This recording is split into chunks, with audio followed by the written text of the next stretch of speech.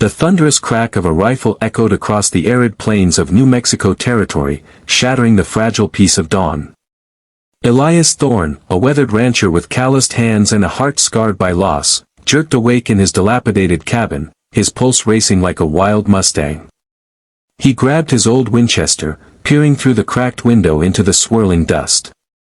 There, silhouetted against the rising sun, stood a lone Apache warrior on horseback, his feathers dancing in the wind.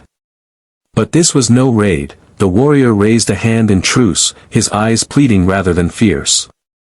"White man," he called in broken English, "my sister, she needs help. Birth comes.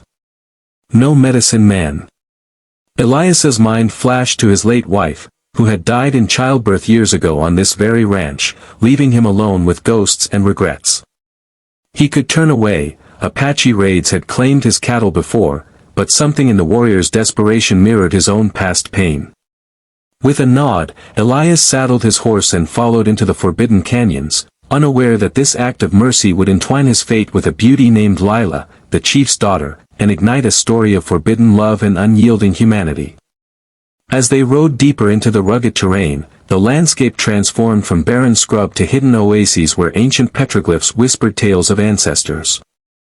Elias had heard legends of the Apache people, fierce guardians of their land, clashing with settlers like him who scratched a living from the unforgiving soil. He was no stranger to hardship. Born to Irish immigrants, he'd fled famine only to face drought and isolation on his small ranch. His days were a monotonous grind of mending fences, herding scrawny cattle, and nursing a bottle of whiskey to dull the ache of solitude. But now, guided by the warrior, whom he learned was named Cale, Elias felt a spark of purpose flicker to life. They arrived at a concealed encampment, where teepees blended seamlessly with the red rock cliffs. The air hummed with urgent whispers as women gathered around a young woman writhing in pain on a bed of woven blankets. Lila, her raven hair matted with sweat, her dark eyes wide with fear, was the epitome of Apache grace, strong, resilient, yet vulnerable in this moment of life-giving agony. Elias knelt beside her, his rough hands gentle as he recalled the midwife's lessons from his wife's final days.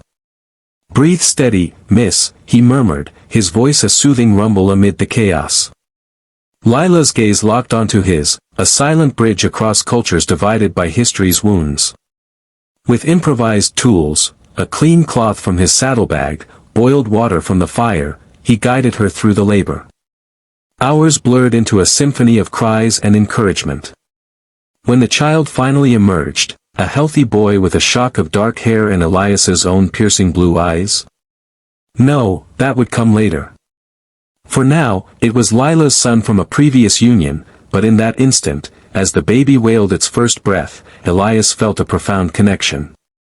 The tribe watched in awe. Chief Ronan, Lila's father, a towering figure with scars from battles against the encroaching whites, nodded gravely. "You saved my bloodline, rancher," he said, his voice like grinding stones. "For this, you have our gratitude." But gratitude in those turbulent times was fleeting. As Elias prepared to leave, Lila grasped his arm. "Thank you, stranger," she whispered, her English laced with the melody of her native tongue. "The spirit sent you." He rode back to his ranch under a canopy of stars, his heart lighter than it had been in years. Little did he know, that night marked the beginning of secret meetings. Lila, drawn by his kindness, slipped away from the camp under moonlit skies, sharing stories of her people's stars and songs. Elias, in turn, spoke of his dreams, of a world where fences didn't divide souls. Their conversations bloomed into affection, defying the chasms of race and rivalry. One stolen evening, beneath a blooming saguaro, their lips met, sealing a love as wild and enduring as the desert itself. Months passed like shifting sands.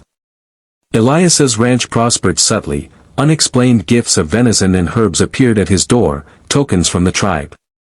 Yet whispers of unrest grew. Settlers grumbled about Apache thieves, while the tribe faced encroaching miners hungry for gold in their sacred lands. Chief Ronan, torn between tradition and the changing world, watched his daughter with growing suspicion. Lila's belly began to swell, a secret she hid until it could no longer be concealed. When the truth emerged, the camp erupted in fury. A white man's child. Ronan thundered, his council of elders echoing his rage. This dishonors our ancestors. Lila pleaded, her voice trembling but resolute. Father, he is good. He saved me, saved us. But tradition demanded purity. A union with an outsider was taboo, a threat to their survival amid white encroachment. 1 year later, as the title foretold, Lila bore the child, a beautiful girl with sun-kissed skin, blending the fierce spirit of her mother and the quiet strength of her father. The camp buzzed with mixed emotions, joy for new life, fear of retribution. Chief Ronan, his heart hardened by years of loss, his own wife taken by settler bullets, issued the decree. Bring the poor rancher, he ordered his warriors, his voice cold as winter wind. And kill them both, the woman and the child. Purity must be restored. Cale, the brother who had sought Elias's help, hesitated, his loyalty torn. As warriors mounted their horses, the desert air thickened with impending doom. Elias, oblivious on his ranch, tended his herd, dreaming of a future where he could claim his family openly. The hook of fate had drawn him in, but the reel was about to spin wildly. The ride to Elias's ranch was swift, the warriors' faces painted for war. They burst through his door at dusk, binding him with rawhide ropes. What is this? Elias demanded, his eyes widening as he saw Cale among them, regret etched on his face. Dragged back to the camp, he was thrown at Ronan's feet. Lila, cradling their newborn, was led out, her eyes meeting Elias's in a silent vow of love amid terror. The chief raised his tomahawk, the tribe circling in solemn silence. You defiled my daughter, Ronan growled. Your blood will cleanse this. Elias, knees in the dust, looked up not with fear, but with the same compassion that had started it all. Chief, I love her. And that child, our child, is innocent. Kill me if you must, but spare them. Let kindness bridge what hate has broken. The words hung in the air, a profound realization dawning on some elders. Whispers rippled through the crowd. Cale stepped forward. Father, remember, he saved Lila once. Without him, your grandson would not live.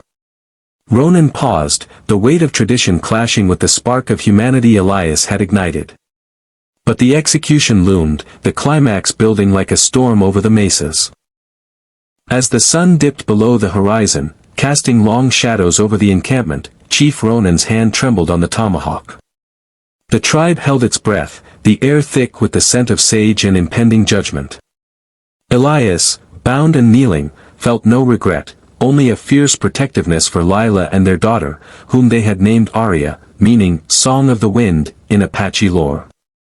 Lila, her face streaked with tears, clutched the infant close, her mind racing through memories of stolen moments with Elias, laughter by hidden streams, shared dreams of peace.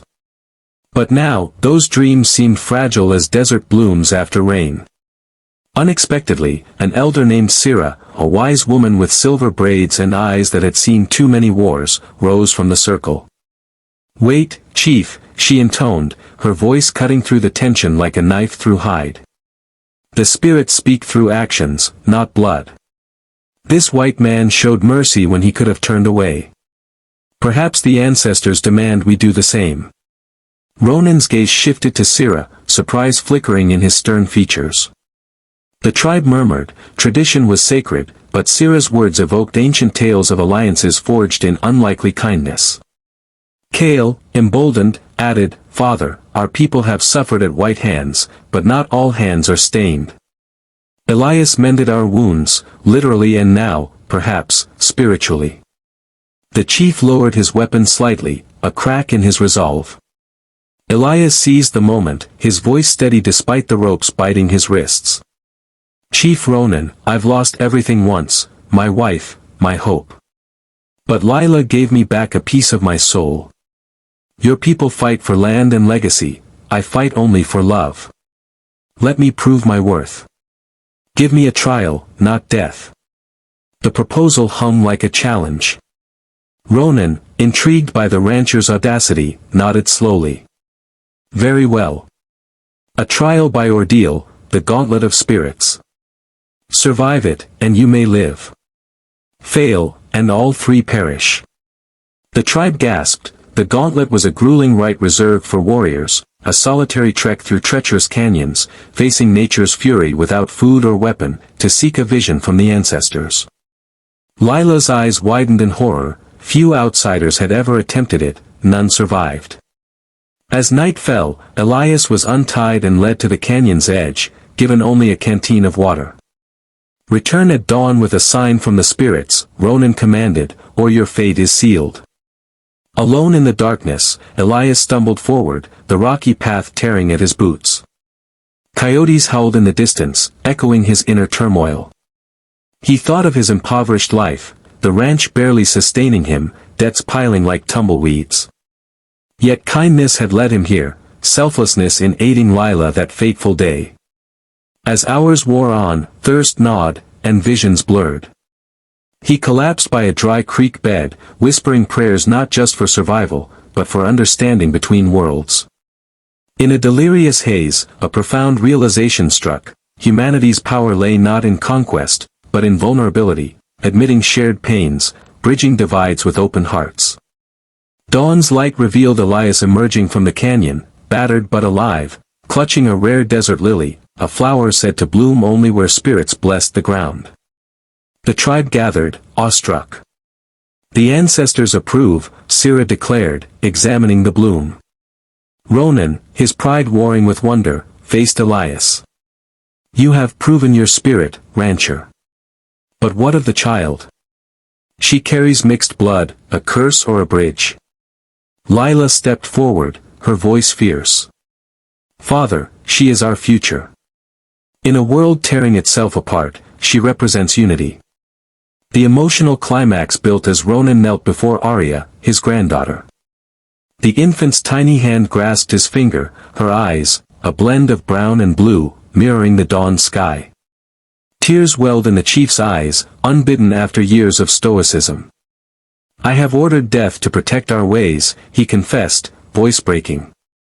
But today, compassion teaches me, true strength is in mercy. He stood, addressing the tribe.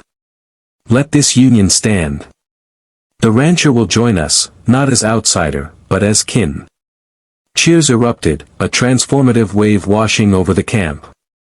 Elias embraced Lila, their family whole, as the act of generosity. Ronan's forgiveness, rippled outward, inspiring whispers of peace treaties with nearby settlers. In the following days, the encampment buzzed with change. Elias shared his ranching knowledge, teaching sustainable herding that eased the tribe's hunger. In return, they taught him tracking and herbal lore, blending worlds. Unexpected alliances formed. Settlers, hearing of the miracle, approached cautiously, trading goods instead of bullets. Kale and Elias became brothers in spirit, patrolling borders together. Lila, empowered by her father's shift, advocated for education, dreaming of Arya growing in a world without walls. Yet challenges lingered. Miners encroached, sparking skirmishes. In one tense standoff, Ronan and Elias stood side by side, negotiating with words forged in mutual respect. We share this land, Elias proclaimed to the miners' leader. Fight us, and you fight humanity itself. The miners backed down, a small victory born of selflessness. As seasons turned, Arya's laughter echoed through the canyons, a symbol of hope. The story spread like wildfire across territories, inspiring tales of crossed lovers and redeemed chiefs. With the union blessed, life wove a tapestry of harmony amid the harsh desert. Elias built a modest home blending ranch cabin and teepee, where Lila tended a garden of corn and wildflowers. Arya grew swiftly, her curls a cascade of midnight and gold, her spirit as free as the eagles soaring overhead. Chief Ronan, once a pillar of unyielding tradition, softened like clay after rain. He regaled Arya with Apache legends by firelight, while Elias shared stories of distant lands across the ocean. The tribe flourished, kindness became their shield, drawing wandering souls seeking refuge from the frontier's cruelties. One crisp autumn, a greater test arrived. A brutal drought scorched the land, withering crops and driving cattle to bones. Settlers raided Apache stores in desperation, igniting old flames of distrust. Ronan convened a council, tempers flaring. "We must fight back," some warriors urged. But Elias, now a voice of wisdom, proposed another path. "Let us share what little we have. Selflessness turned your heart, chief, let it turn theirs." Lila nodded, her eyes shining. Humanity's power lies in giving, even when it hurts. They organized a gathering at the neutral ground of Elias's old ranch. Tribesmen and settlers arrived wary, rifles at ready. Ronan stood tall, offering the first gesture, a basket of preserved maize. "We starve together or thrive as one," he declared. A settler widow, her children gaunt, accepted with tears. Stories flowed, losses shared, dreams exchanged. By night's end, alliances formed, joint water digs, shared herds. The drought broke with rains, but the bonds endured, a testament to compassion's ripple. Years later, Arya, now a young woman, became a bridge builder, advocating in Washington for native rights, her voice echoing her parents' love. Elias and Lila aged gracefully, their wrinkles mapping a life of profound turns, from near death to redemption. In the end, the heartwarming message resonated. In a divided world, kindness forges unbreakable chains, selflessness heals ancient wounds, and humanity's light shines brightest in unexpected unions. Hope bloomed eternal, inspiring all who heard the tale to embrace the stranger, for in them lies our shared salvation.